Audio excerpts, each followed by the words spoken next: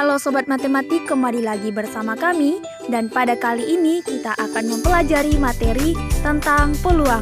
Mari simak videonya. Sobat Matematika, kali ini saya Nurul Aini. Saya akan menjelaskan mengenai konsep dasar peluang. Nah, konsep dasar peluang merupakan pelajaran lebih rinci tentang besaran-besaran apa yang harus kamu kuasai. Konsep ini diperoleh melalui percobaan. Adapun konsep dasar peluang meliputi ruang sampel.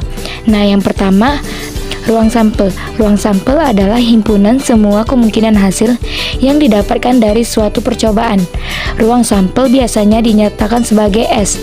Contohnya, ruang sampel dari dadu adalah angka 1, 2, 3, 4, 5, dan 6.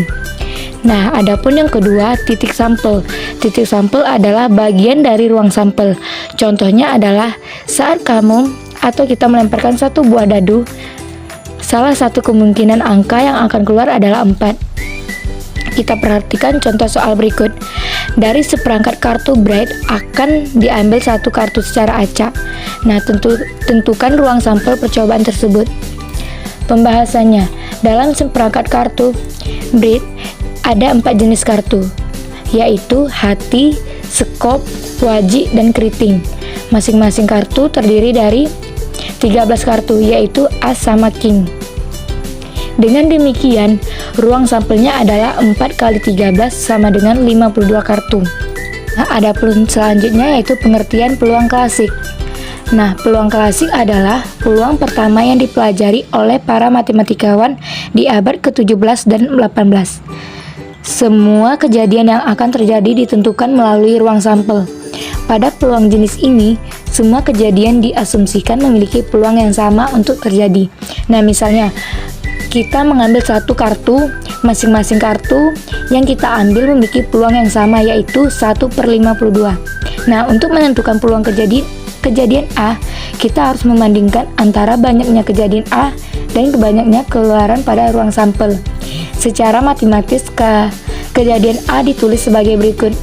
PA sama dengan NA per NS. Perhatikan lagi contoh soal berikut. Dari seperangkat kartu Bright akan diambil kartu merah bernomor 10. Kita tentukan peluang terambilnya kartu merah nomor 10. Pembahasannya, seperangkat kartu Bright terdiri dari 52 kartu. Artinya, banyaknya ruang sampel percobaan tersebut NS sama dengan 52. Terambilnya kartu merah bernomor 10 menunjukkan NA sama dengan 2. Berdasarkan teori peluang klasik, diperoleh PA sama dengan NA per NS sama dengan 2/52 sama dengan 1/26. Jadi, peluang terambilnya kartu warna merah nomor 10 adalah 1/26. Saya Rahma Fitri Abriani Harahap akan mengajak teman-teman untuk belajar tentang peluang komplemen. Nah, peluang komplemen adalah peluang suatu kejadian yang hasilnya itu kontradiksi dengan suatu kejadian yang sudah disebutkan atau hanya sebagai pelengkap saja dari ruang sampel yang sudah disebutkan. Biar kita makin mengerti, maka kita akan membahas satu soal. Misal, kita lempar dadu.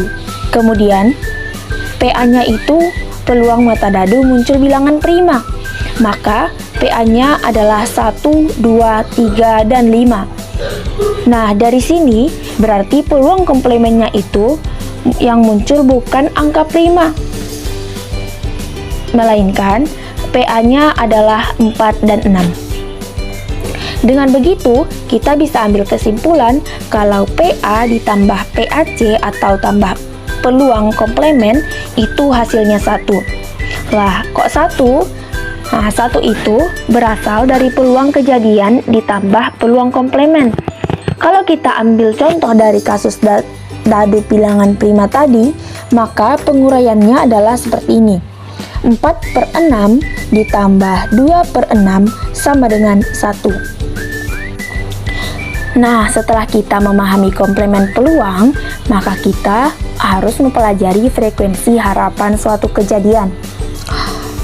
Frekuensi harapan yaitu berapa banyak kejadian ataupun peristiwa yang diharapkan muncul untuk jumlah percobaan tertentu atau peristiwa yang bisa dikalikan dengan peluang peristiwa itu sendiri. Contohnya, pada pengetesan A dilangsungkan N kali, hingga bisa ditulis persamaan seperti FH sama dengan N dikali PA. Untuk lebih memahami, kita akan membahas satu contoh soal, yaitu sebuah pabrik mengeluarkan produk dengan peluang produk yang diproduksi cacat sebesar 0,05.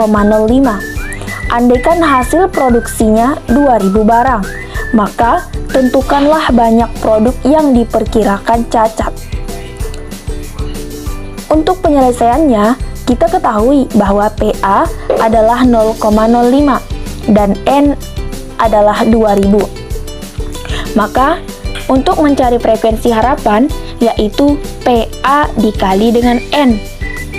0,05 dikali 2000, maka menghasilkan 100 barang. Baiklah teman-teman, saya Tarisa. Kali ini kita masuk kepada materi peluang kejadian menjemuk. Peluang kejadian menjemuk merupakan suatu peristiwa yang terjadi atas beberapa kejadian hingga menghasilkan kejadian baru. Contohnya sebuah peristiwa A dan peristiwa B komplement A. Hal ini menunjukkan rumus seperti di bawah, yaitu peluang A ditambah peluang A komplement sama dengan 1 atau peluang A aksen, atau sama juga dengan 1 dikurang peluang A. Contohnya, Adi mengambil kartu poker untuk ditarik 1 kartu secara sembarang. Carilah kemungkinan kartu king yang tidak diambil.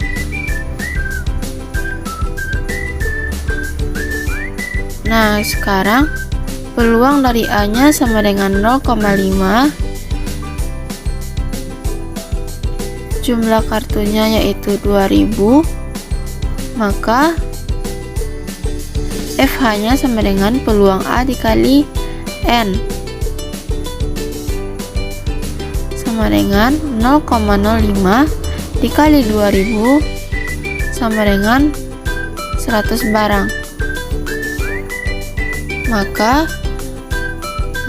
kemungkinan yang tidak diambil dari kartu poker yaitu sebanyak 100. Baiklah teman-teman, saya Tarisa. Kali ini saya akan menjelaskan materi tentang permutasi siklis. Apa sih permutasi siklis itu?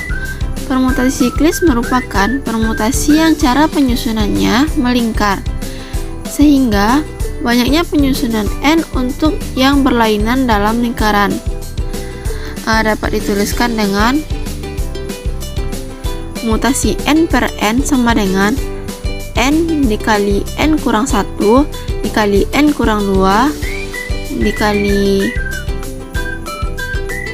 N kurang 3 dan seterusnya per N sama dengan N kurang 1 dikali N kurang 2 dikali N kurang 3 dikali titik sampai seterusnya sama dengan N kurang 1 permutasi, atau rumusnya juga bisa digunakan yaitu P siklis sama dengan N kurang 1 permutasi. Nah, sekarang kita masuk kepada contohnya, yaitu jika kita mempunyai 7 permata dan ingin ditempatkan pada gelang, maka ada beberapa kemungkinan gelang yang akan dibuat.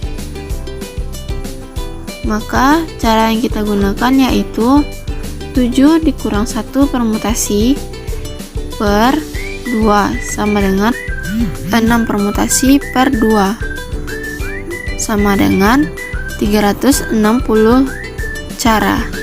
Terima kasih. Halo teman-teman semua, pada kesempatan kali ini kita akan belajar mengenai permutasi. Permutasi adalah susunan suatu objek-objek yang memperhatikan urutannya, Dengan kata lain, syarat dari sebuah permutasi yaitu memperhatikan urutannya. Contoh A, B, C, D, dan E, atau dipilihnya ketua, sekretaris, dan bendahara. Maka dari permutasi ini dapat kita ambil rumus, yaitu permutasi n dari k sama dengan n faktorial per n kurang k faktorial. Nah, pada permutasi ini ada beberapa materi, yaitu apa itu faktorial dan permutasi untuk n unsur yang sama. Baik, untuk faktorial adalah hasil kali dari suatu bilangan secara berurutan dari 1 sampai n faktorial. Contoh 5 faktorial dapat dibaca yaitu 5 kali 4 kali 3 kali 2 kali 1. Nah, selanjutnya yaitu tentang permutasi n untuk unsur yang sama. P untuk n unsur yang sama yaitu permutasi n dari n kurang Q1 Q2 sama dengan n faktorial per Q1 faktorial kali Q2 faktorial dan seterusnya. Pada contoh dapat kita lihat bahwa tentukanlah susunan dari kata OSIS. Maka dapat kita jawab dengan P 4 dari 1 kali 2 kali 1 sama dengan 4 faktorial per 1 faktorial kali 2 faktorial kali 1 faktorial, yang didapatkan hasilnya yaitu 12. Nah, dari beberapa ini apakah teman-teman memahami apa itu faktorial dan permutasi untuk n unsur yang sama? Nah, Baiklah teman-teman, cukup sekianlah penyampaian materi tentang peluang dari kami. Semoga bermanfaat bagi kita semua. Terima kasih. Wassalamualaikum warahmatullahi wabarakatuh.